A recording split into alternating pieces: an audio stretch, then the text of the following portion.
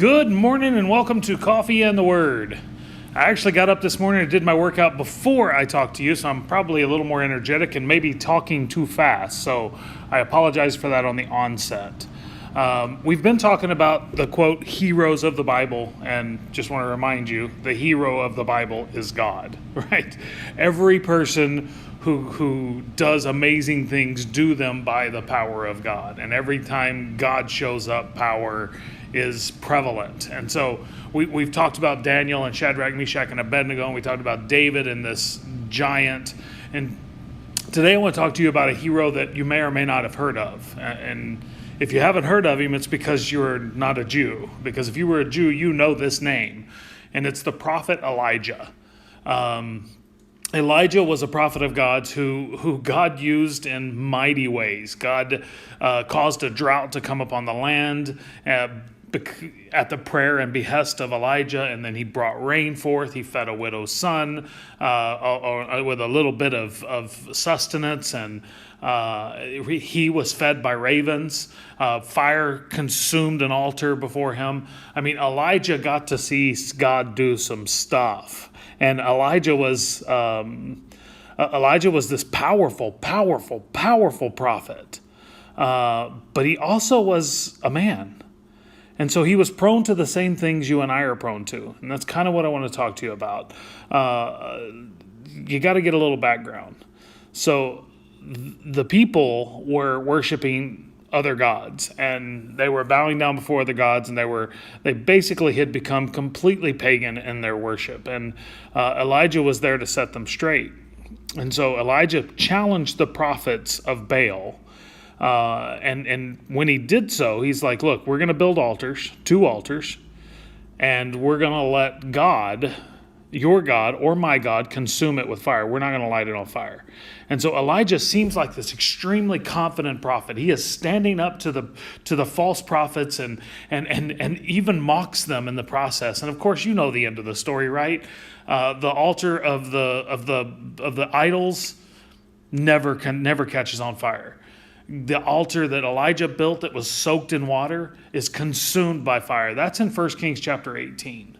In chapter 19, I want you to listen to how things change really fast. Now, Ahab told Jezebel everything Elijah had done and how he had killed all the prophets with the sword. So Jezebel sent a messenger to Elijah to say, "May the gods deal with me, be it ever so severely, if by this time tomorrow I do not make your life like that of one of them." In other words, Jezebel sends a messenger to Elijah and says, I'm going to have you killed. Like, if by tomorrow you're going to be killed. And of course, you know, Elijah's one of the heroes of the Bible. So his response is immediately, tell her to bring it on. No, that's not his response. Listen to what it says. Elijah was afraid and ran for his life. If you're like me and you read this story, I'm like, wait a minute. Heroes don't do that. Why is he running? What's he afraid of? Well, he's a man, just like you and me. And while he has witnessed the mighty power of God, he himself does not see himself as all that powerful.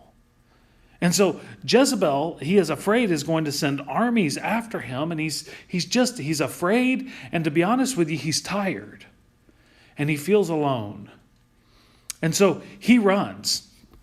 And he says this.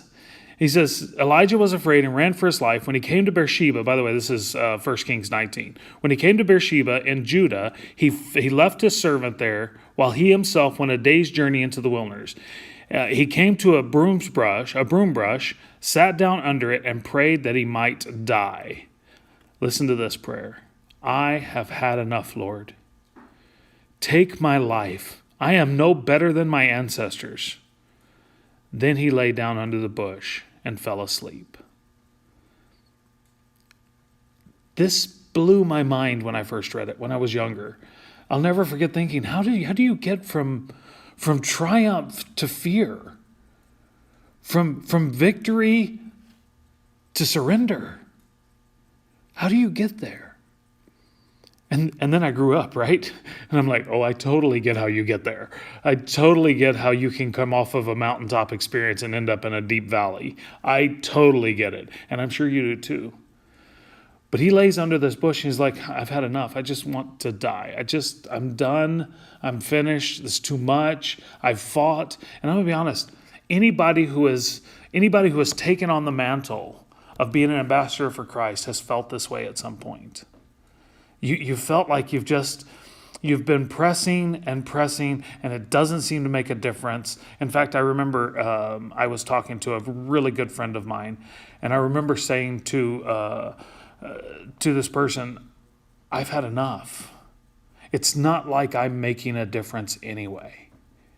And I remember they were very upset with me and began to give me example after example after example of differences that have been made by me. And I remember it was nice to hear, but I still felt like I was empty. I was washed out. And then I was told, you can't draw from a dry well. You need to spend some time with the Lord. And that's exactly what happens to Elijah. And I want to get into this, but I want you to sit here for a second. And we'll deal with what Elijah does, or what God does with Elijah tomorrow. You might be surprised. Because I'll be honest, if I'm God, I'm like, what in the world's up with you? Like, get up. Stop it. Why are you being a baby? Like, that would be my reaction if I'm God. Did you not see all the things I've done? Get up. It's time. Like, now it's time for you to let me be God. And I can understand God doing that. You might be surprised at how God deals with this prophet who's had enough, who's tired, and who feels alone and just wants to die. We're going to talk about that tomorrow, because I want you to really think about it. Have you ever been there? Have you ever gotten to the point where you're just like, I'm done. It's enough. I don't even want to, it's not like it matters. I know I've got some pastor friends of mine that have definitely been there, and you may be sitting there now. And I hope you'll pay attention to tomorrow's video, because tomorrow I want to unpack what God does with Elijah. And you might be surprised. And I know if you're a pastor friend of mine, you already know the story. But you might be surprised at how God handles this and what God does for Elijah. Anyway, for today, I'm going to let this one lie. I want to remind you it's Wednesday, so we have youth class at 7. We have children's class at 7. And then at 7, we also do a fellowship time. Tonight, we're going to do a fellowship with everybody at the onset. I want to welcome you and invite you to be a part of that. 7 o'clock here at the Los Fresnos Church of Christ, 111 West 5th Street. Everyone is welcome and invited. Please don't hesitate to come. And if you feel the need to bring something, go for it, but you don't have to. We'll have plenty of food for everybody. As for me, this has been another edition of Coffee and the Word. God bless.